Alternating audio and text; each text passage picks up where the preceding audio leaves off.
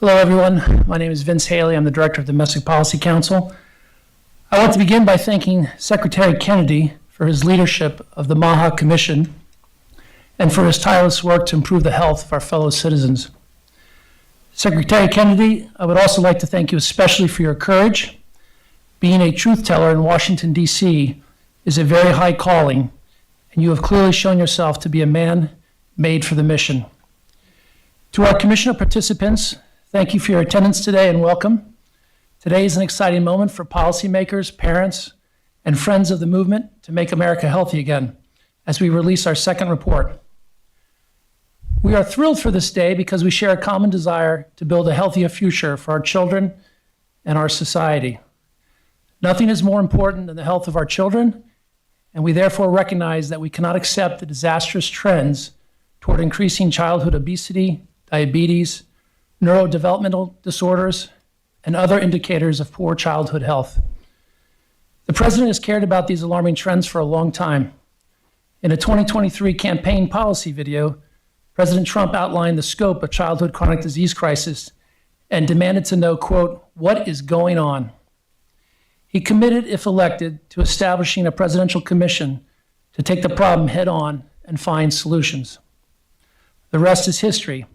It was only a few months later that President Trump and Robert F. Kennedy Jr. joined forces in an electrifying moment in a Phoenix, Arizona arena. It was one of the biggest moments of the campaign. And it wasn't just because Kennedys are charismatic. It was because Robert Kennedy had run a campaign of ideas. And one of the biggest ideas of Bobby Kennedy's campaign was that the country needed change and reform if we were going to protect the health of our children, because the status quo was all too clearly failing our families. On February 13th, 2025, President Trump signed Executive Order 14212, establishing the Make America Healthy Again Commission to address this rising crisis of chronic childhood disease. This commission has produced two reports. The first report was an assessment in May of the scope of the crisis, and today we issue the second report, the Make Our Children Healthy Again strategy. Today's report outlines a bold framework to improve children's health through 128 targeted directives and strategies. This report is the result of a thorough and robust policy process that relied heavily on the input and expertise of families, farmers, doctors, industry leaders, and innovators.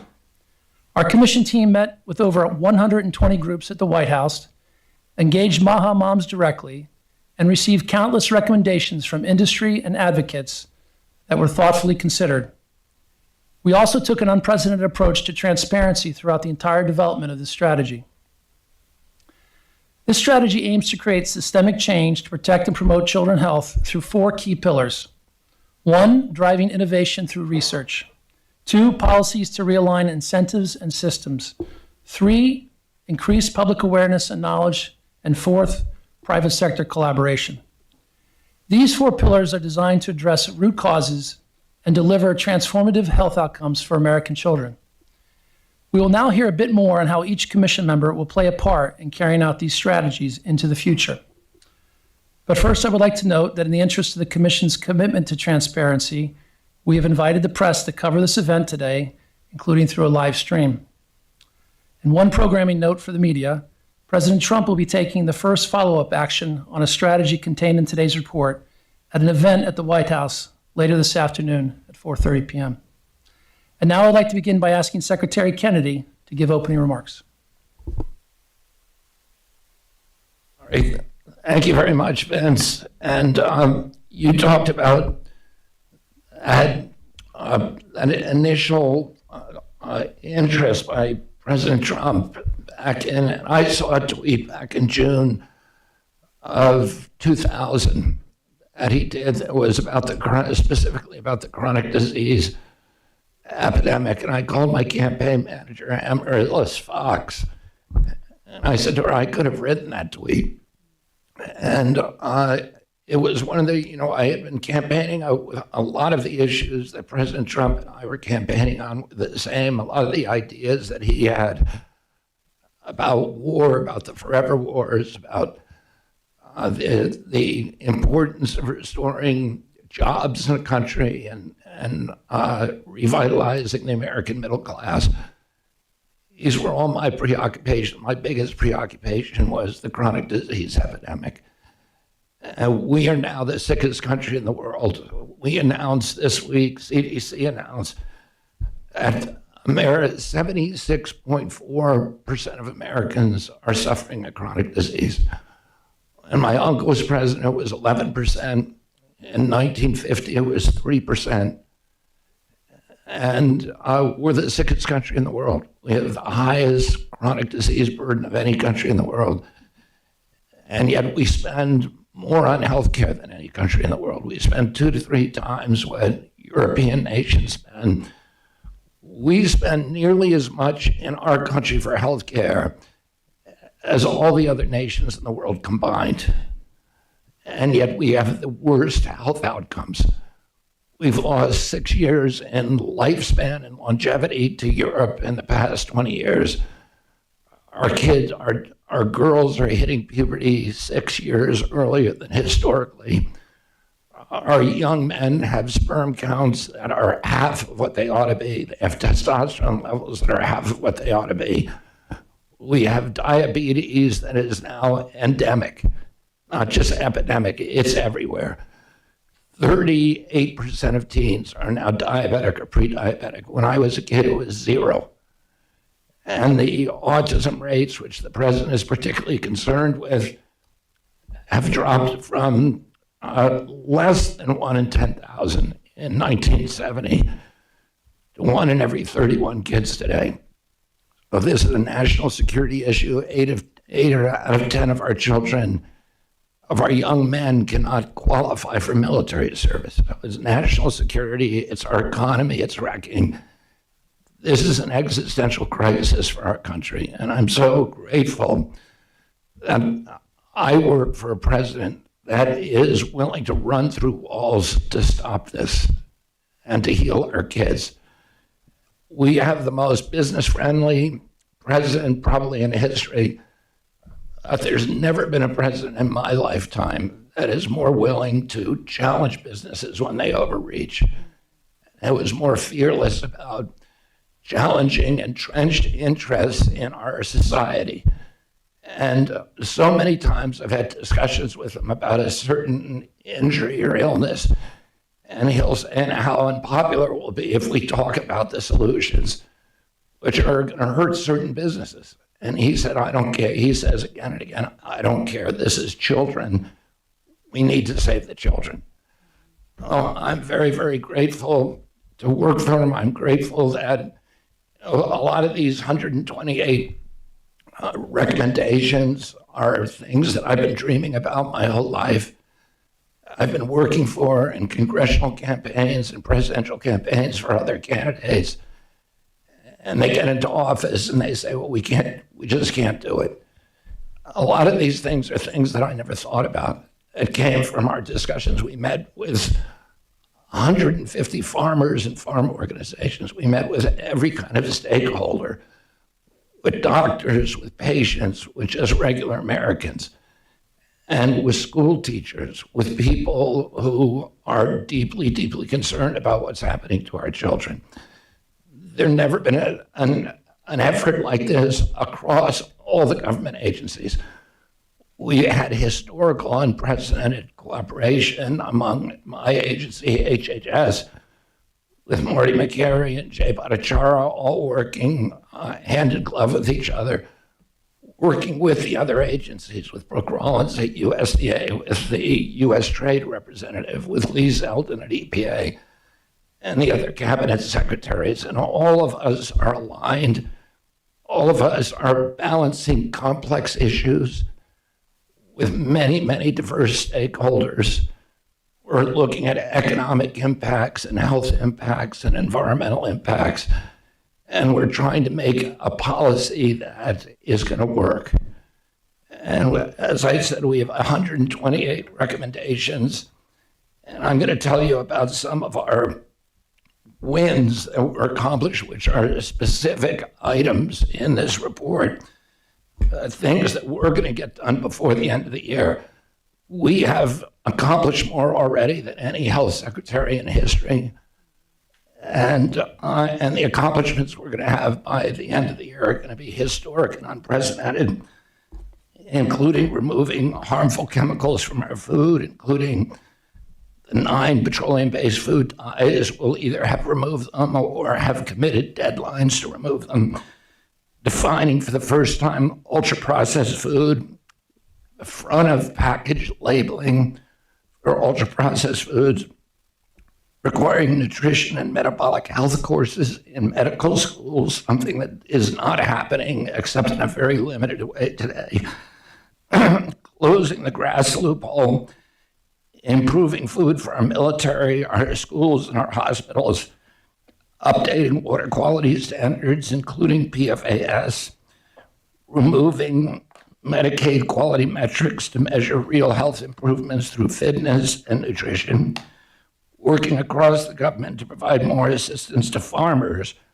to support soil health, unleash innovation, and remove the barriers that hamper small farms, reforming SNAP by working with states to remove soda and candy from the program. And I want to thank Brooke for her very, very aggressive work and encouraging states to, which we've gone all across the country talking to governors and legislatures, to encourage states to file SNAP waiver petitions, establishing, again, front-of-pack food labeling for sugars, for sodium, for ultra-processed foods, reforming infant formula standards, and acknowledging and addressing vaccine injuries. These are bipartisan reforms. Many of them would be unthinkable 2 years ago.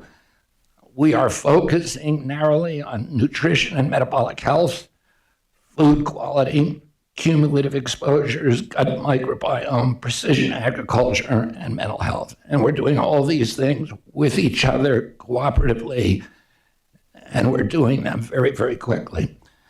After this event, I'll be going to the Oval Office to make another historic announcement with the president that is part of these recommendations that I think, again, is going to challenge a lot of industries, very, very powerful industries. But the president is fearless.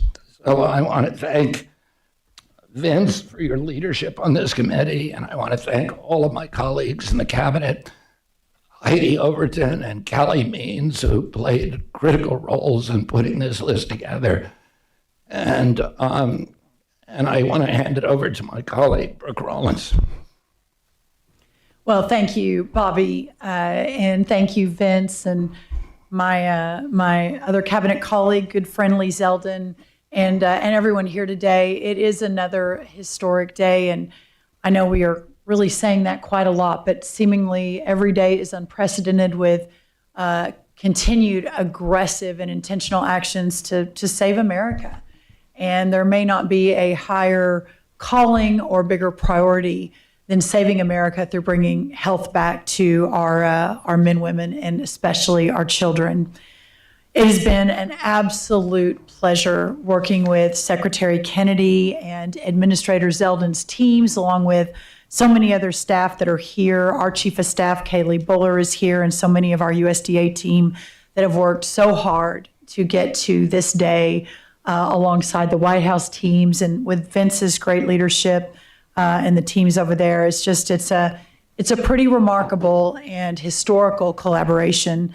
At USDA, we have been honored to be at the table to represent America's farmers and ranchers and rural communities, and to discuss how the agricultural community can work together with the health and the medical community to improve the well-being of our kids and our families. Without President Trump's leadership, we would not have achieved the real and concrete success that we've already seen in making America healthy again. And today's report makes it clear that we really are just getting started.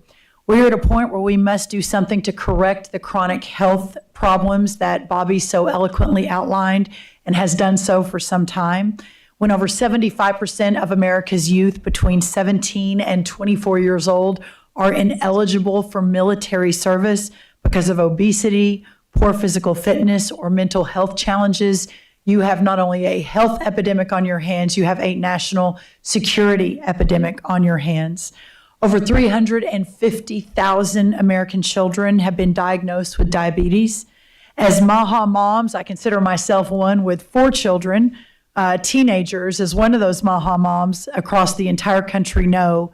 Behind all of these statistics are mothers and fathers and sons and daughters and neighbors and coworkers. Since my confirmation as Secretary of Agriculture, we have been taking action on this front. As Secretary Kennedy mentioned, 12 states have now been approved historically to implement waivers to restrict the purchase of junk food and sweetened beverages within our food stamp program called our Supplemental Nutrition Assistance Program, also known as food stamps. More have expressed interest, and I continue to call on all states.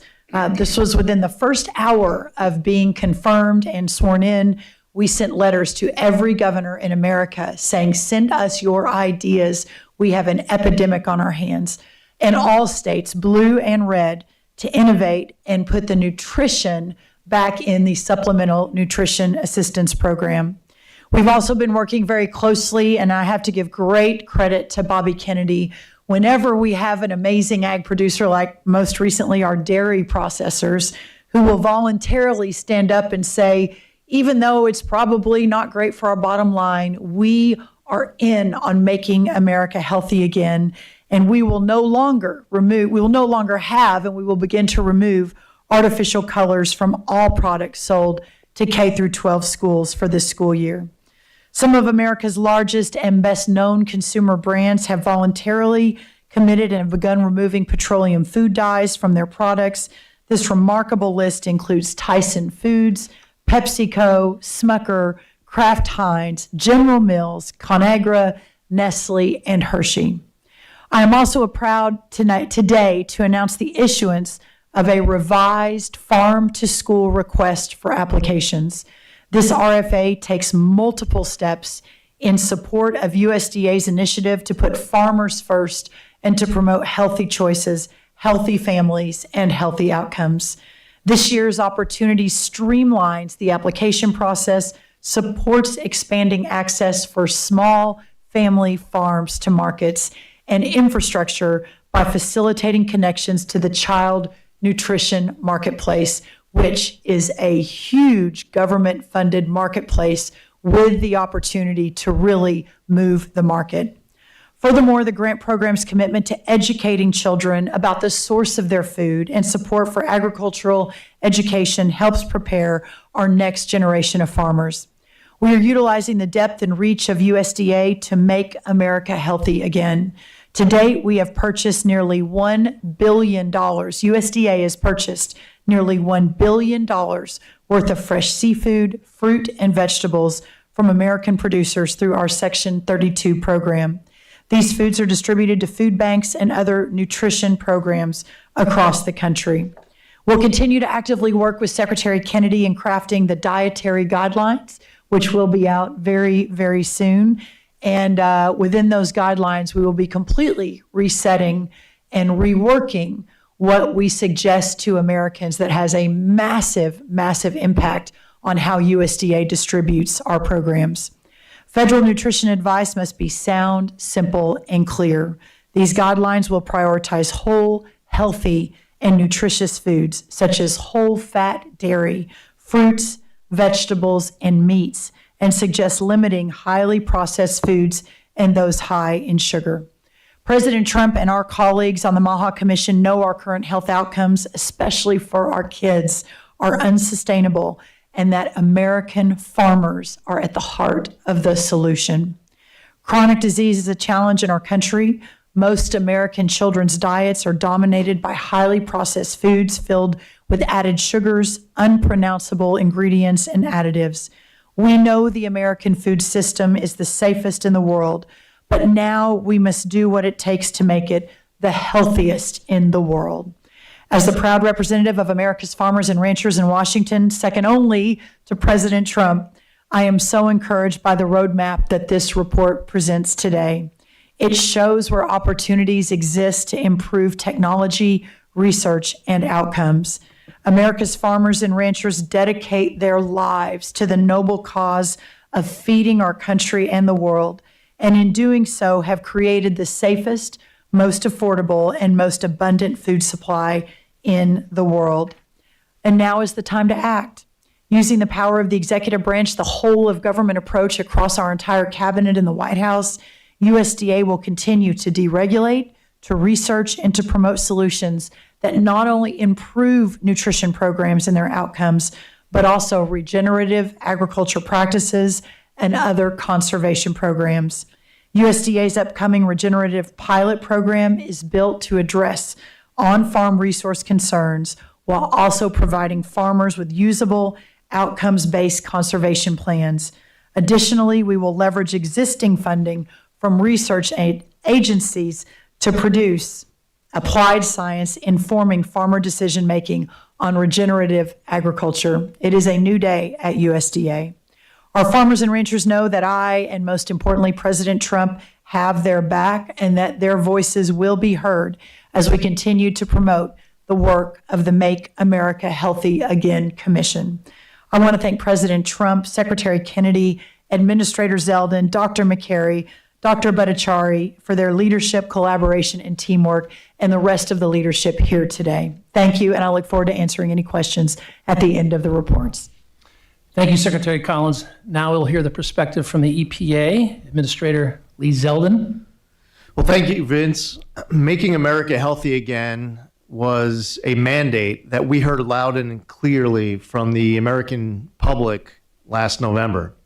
It's a mandate that the American public demands. I want to thank Secretary Kennedy for his leadership. You could go back decades, try to recap and count the mile-high mountains he walked over to get to this point today, the mud that he crawled through, the walls that he broke through. His leadership has been imperative throughout this entire process, and I want to thank him, his staff, all of my colleagues who are here, others who were part of this process and aren't here. I think of Stephen Miller, by the way, with all of our MAHA talks with him. A lot of people don't realize that about Stephen. He's a MAHA dad. This effort is an important priority in my role as the Trump EPA administrator and as a member of the MAHA Commission, but also as a dad. Protecting human health and the environment while powering America's comeback isn't just about serving Americans today. It's about ensuring future generations inherit clean air, land, water, and the foundation for healthy lives. The American public can count on President Trump, can count on Secretary Kennedy, and can count on those around this table to help MAHA moms and dads across America not just get the answers they deserve, but know that they have a partner in the Trump administration to do something about their concerns. At the Trump EPA, we are accelerating innovative and vetted crop protection products to enhance an American system of agriculture that is already the best in the world. At the same time, EPA is aggressively confronting and addressing the threat of banned pesticides imported or smuggled into the United States from China and elsewhere. These are highly toxic substances that can be fatal to humans and animals and damage our environment. It is a top priority in line with the Make America Healthy Commission to protect Americans from this threat.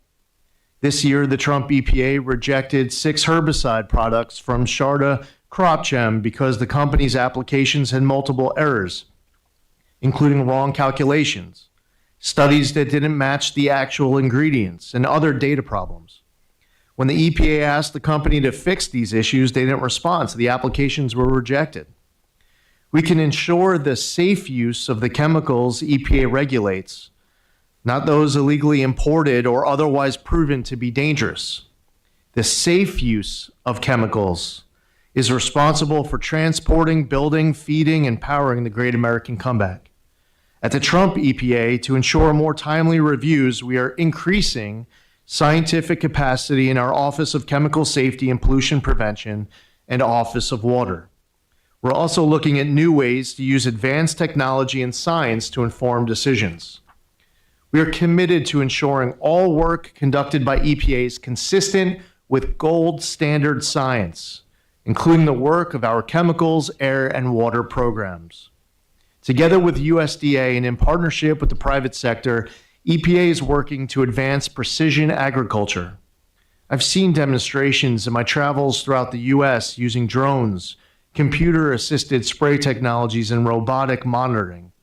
And by the way, during those travels across the country, especially over the course of these last couple of months, and I heard Secretary Rollins touching on this shortly before we gathered out here, the feedback from America's farmers, heaping praise on Secretary Kennedy, on Callie Means, on Dr. Heidi Overton for all of the meetings, the consultation over the course of these last few months. We've heard it from states all across America, and it really shows just how wide-ranging and thoughtful Secretary Kennedy and his team have been throughout this process. By focusing on working with our partners at USDA and HHS, especially in permitting, crop protection, and agricultural inputs, EPA can directly support healthier outcomes for children. Prioritizing new approach methods moves us away from animal testing and will provide new tools to look at impacts of chemical exposures, including cumulative exposures. This strategy outlines the keys to success from pro-growth policies that advance research to drive innovation, to private sector collaboration and increased public awareness. I look forward to continuing to work collaboratively across the federal family to ensure our kids and our environment are protected. This approach is directly targeted at solving the crisis of America's childhood chronic disease. I want to assure that ultimately the safety, especially that of children, that science and the law will all guide the great work we're doing and we're going to continue to do over the course of this administration. America will continue to be the energy, industrial, and agricultural power of the world, and we can continue this while ensuring we have the healthiest children. Thank you to the American public for putting President Trump in the Oval Office. Every day that he is there, working closely with this team that he has assembled with all of those amazing, passionate MAHA moms and dads all across America, every day, we will do our part working together to make America healthy again. Thank you, Lee. We will now hear from Dr. Jay Bhattacharya, the Director of the National Institutes of Health. Thank you. When we talked about the MAHA report last time, the first version of the MAHA report, I mentioned the nightmare scenario that we face, which is that our children are going to be less healthy than we are. They're going to lead shorter, less healthy lives than we are. That's the picture of health of our kids in this country on the eve of President Trump's election. I'm so proud to be part of an administration, President Trump, Secretary Kennedy, for their leadership in addressing that stark reality. What this report represents is a path out of that nightmare scenario. 128 concrete steps to take, many of which involve excellent science, gold standard science, and I thank Michael Kratsios for his leadership of the OSDP for articulating what gold standard science really means. You might ask yourself, well, do we really need excellent science to say don't feed our kids so much sugar? Don't go out and get some exercise every once in a while. I mean, that's all true. There's common sense things you can do, but there are real scientific issues that need to be addressed. Why are autism rates going up so quickly? What can we do about it? What's the answer for type 1 diabetes for kids? What are the long-term effects of the rising use of antidepressants in children? The problem of ADHD. You can go on and on and on and on. What you have is a picture of real questions that need to be answered with excellent science. Even in nutrition alone, you can go back in history and say, okay, our eggs. You remember when eggs were bad for you? I grew up with a phobia of eggs because apparently cholesterol is bad, but now they're a superfood. I don't know if everyone's read my friend and colleagues Marty McCary's book, Blind Spots, but what it lists is essentially a category of a catalog of scientific failure because they haven't addressed the key questions that American parents that really want answered. How can we keep our kids healthy? What we have in this report is a commitment of this administration to address those questions with gold standard science and to provide answers to them so that when we look back years from now, we'll say this was the dark days. And in fact, now America's children will look forward to a brighter future, healthier, and will live longer lives than we at the table will. Thank you. Thank you, Jay. Now we'll hear from Dr. Marty McCary, who is the Commissioner of the Food and Drug Administration. Thank you, Director Haley and Secretary Kennedy, Secretary Rawlings, Administrator Zeldin, all my colleagues on the MAHA Commission. This is an amazing day, and this is an amazing report. And let me tell you why. Because doctors are thirsty for this fresh new agenda. We can tell that something's not right. We've done a terrible thing to doctors in this country. The healthcare system has put them on a hamster wheel where we are treating, we're prescribing, we're operating. I was on this wheel. And then we code and we bill and we're measured by our throughput. And we do get inspired by the might of modern medicine and the drugs that we can prescribe, but sometimes we leave demoralized. The more pancreatic cancers we removed, the more pancreatic cancers there are. The more pain meds we prescribe, the more pain there is. The more GI meds we prescribe, the more abdominal pain there is. I'm not suggesting it's causal, but the medical community is thirsty to talk about the root causes that we don't talk about because historically they've just not been a part of the NIH agenda until now. The NIH funding agenda sets the agenda of research in every university hospital in the country. And we've not talked about these big issues until today. And that's why I got off the hamster wheel and responded to this vision of Secretary Kennedy and President Trump. And I'm very grateful. Now, for the first time, we're talking about the microbiome and food as medicine and micronutrients and soil and microplastics and all sorts of topics that we know are central to the health of kids. Screen time. Well, we're doing our part at the FDA.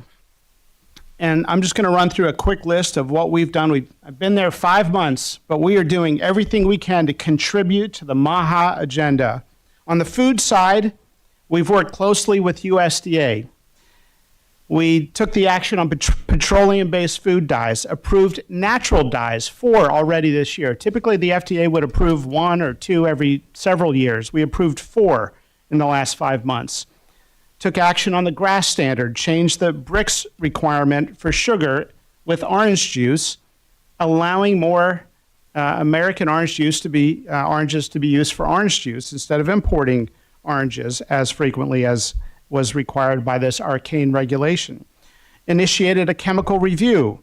We're working with USDA to change the broken food pyramid, maybe one of the greatest sources of misinformation in modern American history.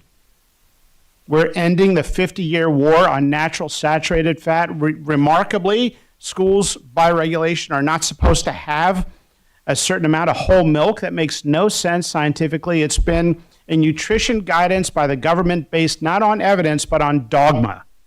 And so we're challenging medical dogma, challenging dogma on infant formula.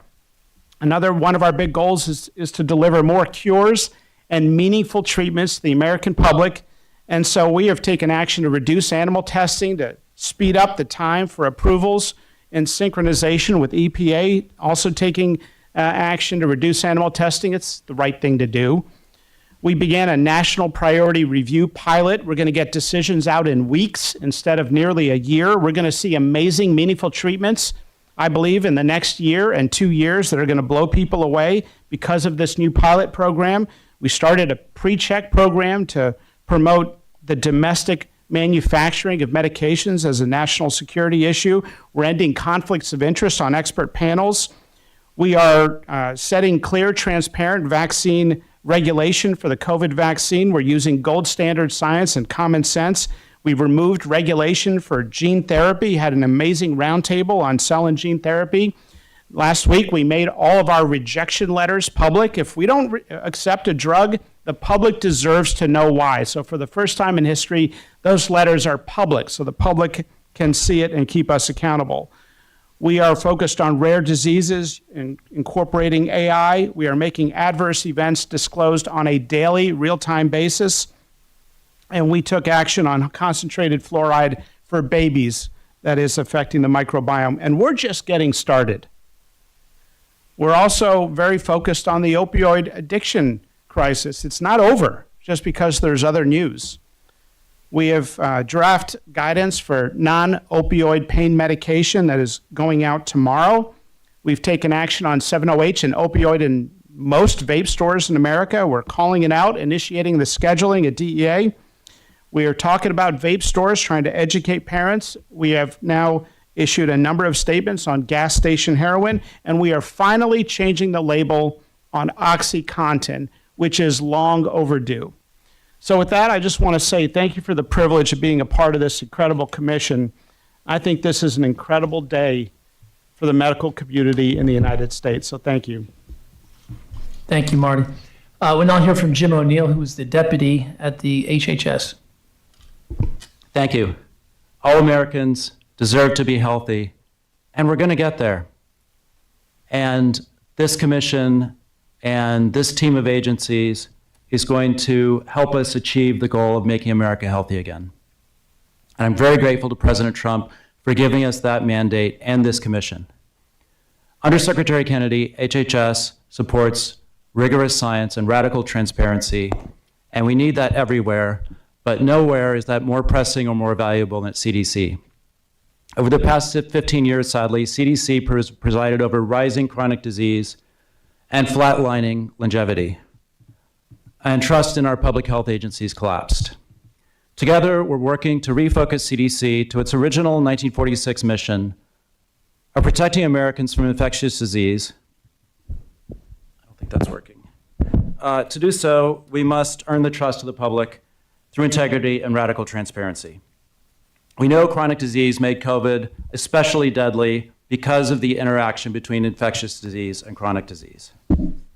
Tools that are meant to fight disease, such as vaccines, antibiotics, and therapeutics, can save lives, can also trigger adverse events in some patients. And that truth must no longer be denied or distorted. We're bringing transparency and research to this critical connection. We're also investigating the health effects of substances, including microplastics, fluoride, and PFAS. Several childhood cancers have rising incidence among American children, likely due to changes in diet or the environment. CDC has set up a nationwide childhood cancer environment program, a pediatric cancer training initiative to address the knowledge gap about hazardous exposures and childhood cancer among pediatric oncology providers. We're researching the connections between pediatric oral health with chronic disease and cognitive development. We're also reviewing financial links between our science agencies and food and pharma companies. We require more transparency to prevent regulatory capture and fund independent research that is objective and unbiased. Heart disease, diabetes, obesity, and other diet-related illness kill 7 out of 10 Americans. Nutrition drives disease, and it must be at the core of our response, beginning with medical education. We're reviewing and updating regulations on healthy food in hospitals. Following the release of our new dietary guidelines, which we're developing with our friends at USDA, Head Start will promote healthy breakfast and lunch for our nation's most vulnerable children. I would like to thank all of our peer agencies here, OSTP, CEA, Department of Agriculture, DPC, EPA, for working with us on this commission, on this report, and on all of these important projects. New and better science can help Americans to make better choices, to prevent and treat infectious disease and chronic disease, and to lead longer and happier and healthier lives. Thanks, Jim. Thank you, Jim. We'll now hear from Pierre Yared, who is the Vice Chair of the White House Council of Economic Advisors. It's a privilege to be part of this commission and an honor to be part of this notable event. I want to thank the President for his leadership and Secretary Kennedy for your commitment to health, and in particular to the health of our children. There are many notable programs and initiatives within this report, And I want to highlight one very important piece of it, which is personally very important to me as a parent, which is the mental health of our children. We are in a very serious situation when it comes to mental health. Based on various metrics, depression, anxiety, suicidal thoughts, we have seen a deterioration of these measures over the past decade. And this is an unacceptable situation. Mental health issues are the #1 cause of death for our teenagers. And this is a very significant problem that our nation must address. This report highlights numerous initiatives to address this issue. In particular, it highlights the importance of collecting and creating an infrastructure of data for various researchers in order to better understand the causes of this mental health crisis and focus on the types of solutions. And the idea is that this report and this initiative can provide families, can provide caretakers and educators with the necessary tools to help address these issues with our children. We cannot stand by and let the current situation go on. We need to address this issue, and I want to thank the Commission for making this so important. Thank you, Pierre. We'll now hear from Michael Kratsios, who is the Director of the White House Office of Science and Technology Policy. Thank you so much, Vince, and thank you, Secretary Kennedy, for hosting us today and for your leadership in making the health of the American people a priority for this administration. The Make Our Children Healthy Again strategy report is great, and I am thrilled to be celebrating it with you and other colleagues here today. One of my primary tasks as the White House OSTP Director is overseeing the execution of the President's vision for U.S. leadership in artificial intelligence in ways that benefits all Americans.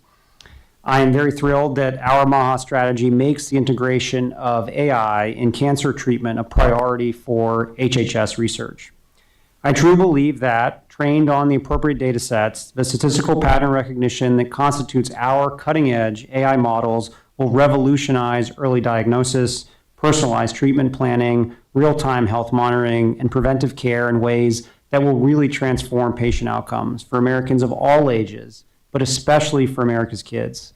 I'm very confident that AI will be a critical part of preventing and treating pediatric cancer because it's already being used to fight cancer in adults. A translational AI group in the NIH called AI Resource is currently developing AI models that help with object detection and segmentation in biomedical research, in the interpretation of imaging studies for cancer diagnosis and prognosis, and the discovery of novel pathological biomarkers in image data. The White House is eager to support HHS as it invests in research that uses AI systems to uncover causes of cancer, identify cancer risks as soon as possible, and intervene before cancer develops. We are thrilled to partner with HHS and NIH to further develop AI-assisted gold standard methods for using existing data and emerging technologies to tackle the crisis of childhood chronic disease and pediatric cancer. The limiting factor in AI's ability to improve medical outcomes right now is not the technology itself, but the slow adoption of these tools, particularly in established institutions and processes. We in the federal government have an opportunity to support, incentivize, and encourage experiments in AI adoption by the healthcare sector and to share best practices and lessons learned with the rest of the country. As a new dad, I have felt the responsibility of my role in new ways in recent weeks. OSTP coordinates science and technology policy across the administration, and that includes implementation of gold standard scientific research principles and the careful pro-innovation frameworks that can form the foundation of healthier lives for America's children. I'm proud of the work my team is doing and grateful for the dedication that all members of the MAHA task force, especially you, Secretary Kennedy, have demonstrated every day as we seek to protect America's health for generations to come. Thank you. Thank you, Michael. That concludes the round robin. Secretary Kennedy, would you like to give some closing remarks? I'm very proud of the work of this commission, and I'm very proud of the outcome. And again, I want to thank the people who made this happen and who are working on the details day by day, Dr. Heidi Overton and Callie Means. And I look forward to getting to work to make sure that all of this stuff gets implemented as quickly as possible. I'm very, very grateful to President Trump for his support, for his enthusiasm, and for driving us to make these things happen yesterday. So thank you all very much.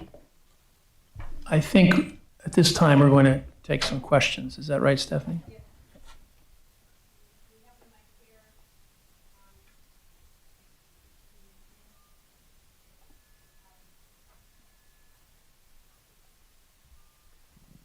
Hello? Okay. So if press can please keep your questions to relevant of what we're talking about today. We'll pass around this mic.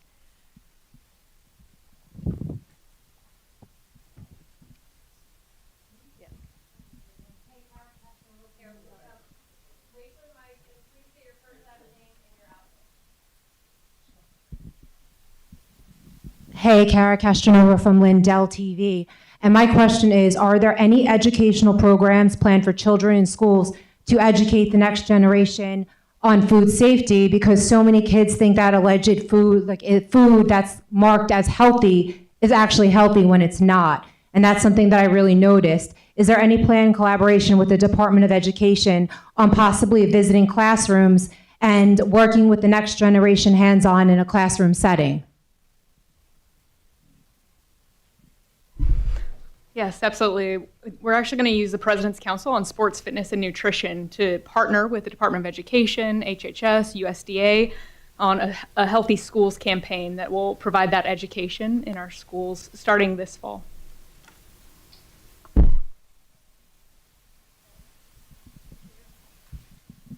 Thank you all for doing this. I appreciate it. My name's Lisa Desjardins. I'm from the PBS NewsHour. Also the mom of a 9-year-old, so you have my attention already.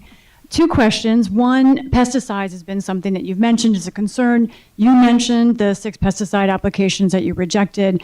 I believe that's out of thousands, though. There are some who shared that concern, who expected this report to be more critical, to do more specific on pesticides. Can you answer that concern? And the other is a debate over children's health. You mentioned suicides, especially among teenagers.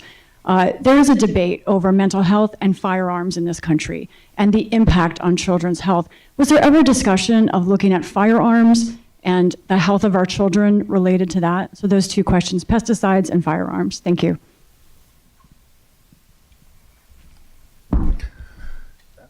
I'll answer the question. The firearms question, we're doing research. You know, the firearms question is a complex question, and it's not an easy question. The violence is what we're concerned with. This sudden onset of violence that began in the 1990s, where people would do something that has never been happened in history, which is somebody walks into a school or a church or a theater and starts shooting strangers. We had lots of guns when we were kids. We had comparably the same number of guns. Nobody was doing that. We had gun clubs at my school. Kids brought guns to school and were encouraged to do so. And nobody was walking into schools and shooting people. So, and this is not happening in other countries. Switzerland has a comparable number of guns as we do, and the last mass shooting they had was 23 years ago. We're having mass shootings every 23 hours. Oh, there are many, many things that happened in the 1990s that could explain these. One is the dependence on psychiatric drugs, which is, in our country, is unlike any other country in the world. It could be, there could be connections with video games, with social media. There are a number of things, and we are looking at that at NIH. So we are doing studies now. We're initiating studies to look at the correlation and the connection, potential connection between over-medicating our kids and this violence, and these other possible co-founders as well. Your other question,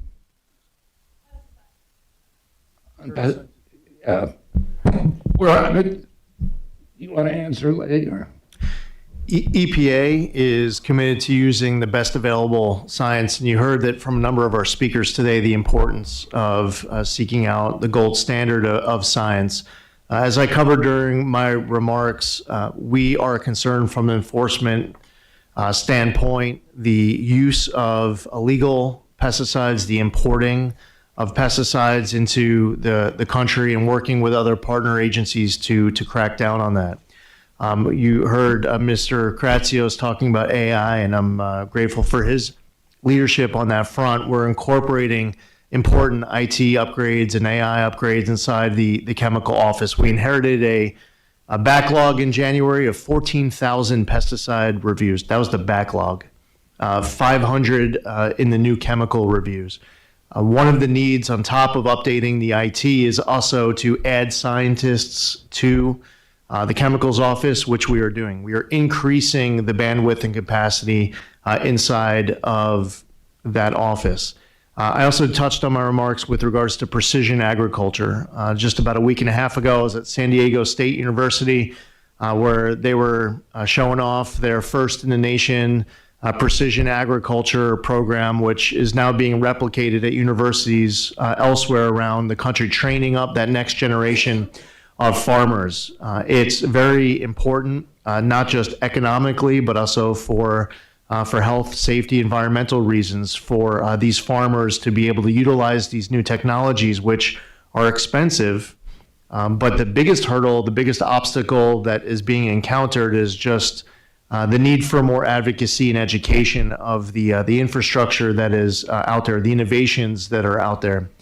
But again, it's important for us to follow the best available science, to pursue that gold standard science, and that's a commitment that we often met about here. The one other point I would mention too is what I noticed in my conversations with farmers is a strong desire to pursue any opportunity to improve health for our children, to improve access to a healthier food supply. There's a lot of pride in the product that these farmers are producing and supplying to America's families. But the argument that I've heard at farms all across this country is that they proudly consider themselves to play a very key tip of the spear role in feeding America, to make sure that America is healthy again. So I think this is maybe more personal to them than just about anyone else. And that passion clearly came across in the great meetings that Callie Means, Secretary Kennedy, Dr. Heidi Overton have had over the course of the last couple of months on this topic, and so many others that are related to it. Can Thank you. I add to that on pesticides? 3 things. First, that the EPA is arguably the most rigorous, the most data-backed, the most scientifically deep review process in the world. And to approve any product that is used by our farmers, it will have gone through years upon years upon years of research. That's the first thing. The second thing is it a perfect process? Arguably, there is no perfect process, but it is a strong process that our farmers stand by. And a crop protection tool, such as pesticides, is absolutely essential for America not to compromise our food supply system at this point. That's the second thing. The third thing, and already mentioned though, is with new technology, it is incredible with the deployment of AI across this great nation and specific to agriculture. You can send a drone across a field of corn, and that drone can tell you down to a stalk of corn where a particular bug is that needs to be eradicated. It will completely change the game as we're moving forward on what our crop protection tools look like, on how we continue to produce the safest, most abundant, the best food in the world, and how we do it to ensure that our original workers, the fabric of our country, which is our farmers and is our ranchers, continue to be able to do what they do best, which is to feed and fuel the country.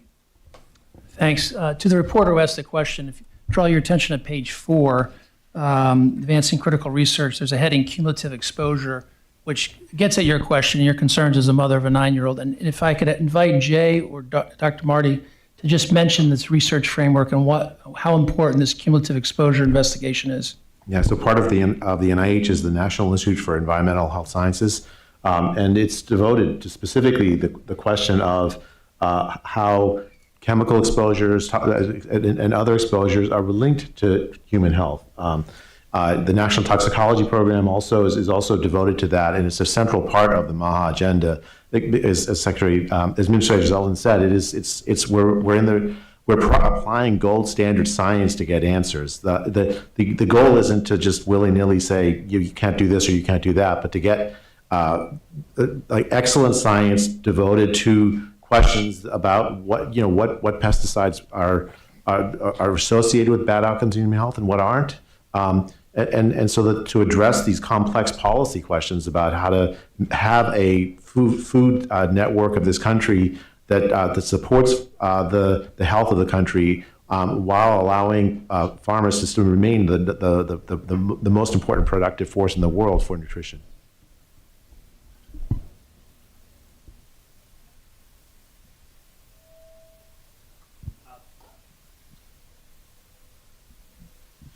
Thank you, Secretary Kennedy, for your leadership to taking us to this historic moment.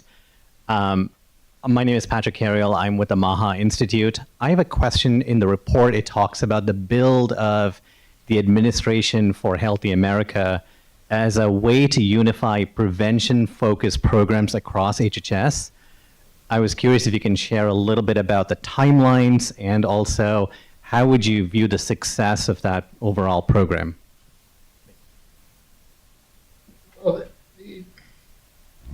the various sub-agencies that were looking at health outcomes from toxins, from food, and from air and water were dispersed around all the agencies. There was a lot of duplication and no real targeting of results. And what we're doing is we're making sure that everybody at HHS and all the agencies at CDC, NIH, and FDA wake up every morning and know what their mission is. And their mission isn't just to check boxes or to study one exposure or another. Their mission is to make America healthy again. And part of that is eliminating the duplication and consolidating all of these research efforts in a way that we can direct them to that outcome. And that's never been done before in our agency. There was no real sense of mission. And that's why, our agency has increased in size enormously since the 1970s, and our health is getting worse and worse. We grew 38% during the Biden administration. Our workforce increased by 17%. And yet, throwing all that money at the agencies was doing nothing. Our health declined precipitously. And so what we're doing is streamlining the agency and consolidating it so everybody knows what their job is and that they're working together in unison. And all the disparate groups that were studying little different silos of the health crisis are now consolidated, and they have a clear outcome in mind, which is to end chronic disease in our children. And it's measurable, and so that's what the reorg is about.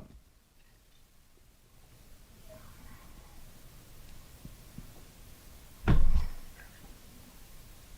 you holding it? Oh, all right, thank you. Hi, thank you so much for hosting this. Amanda Seitz with the Associated Press. Secretary Kennedy, the report lays out some changes for vaccine injuries and how those will be investigated. Can you expand more on how that process will look differently than it already does, since the government does investigate vaccine injuries currently? Yeah, I mean, there has been no investigation of vaccine injuries in the past, the knee-jerk reflexive reaction to by the agencies toward people who said that they had vaccine injuries, or to doctors who said my patient was injured, was denial that this isn't happening. And every medication has side effects, and they cause injuries that are rare.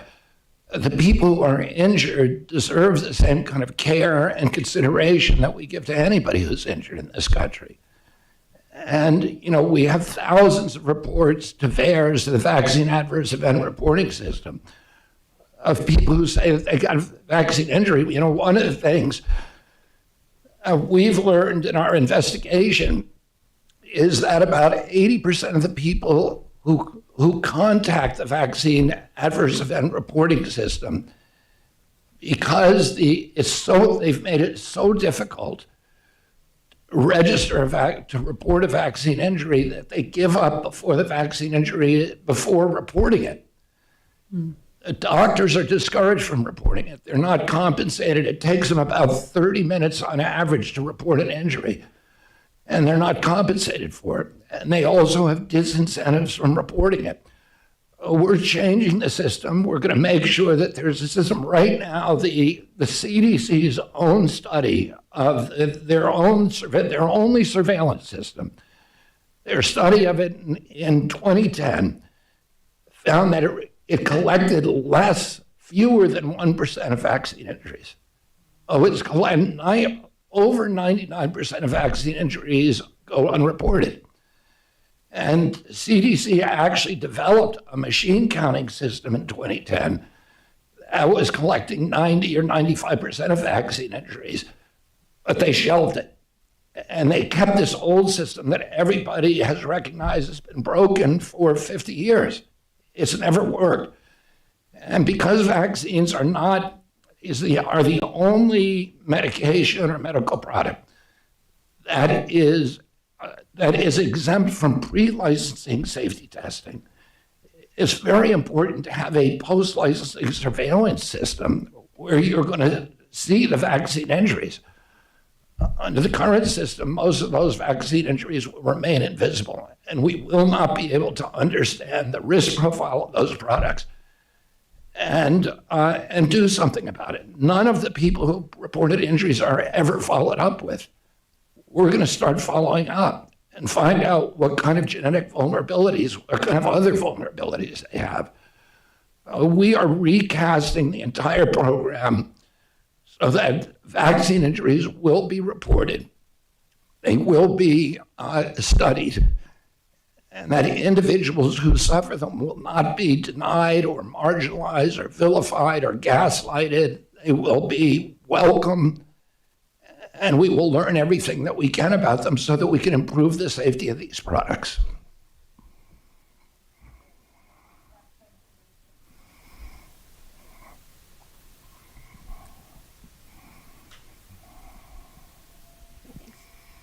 Thank you. Cheyenne Hazel with ABC News. I was wondering, Secretary, if you could respond to what the President said on Friday.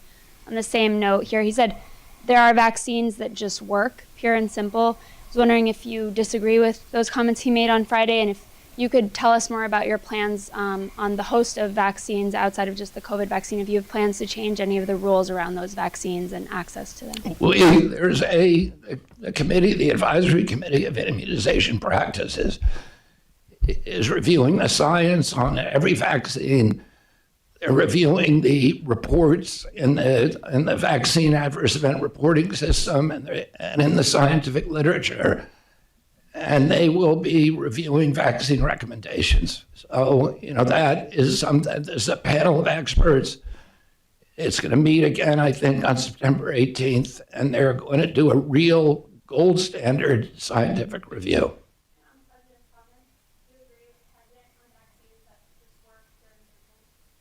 Do I agree what? With the President's comments that there are vaccines that just work, pure and simple, he said on Friday. I agree with that. Thank you all.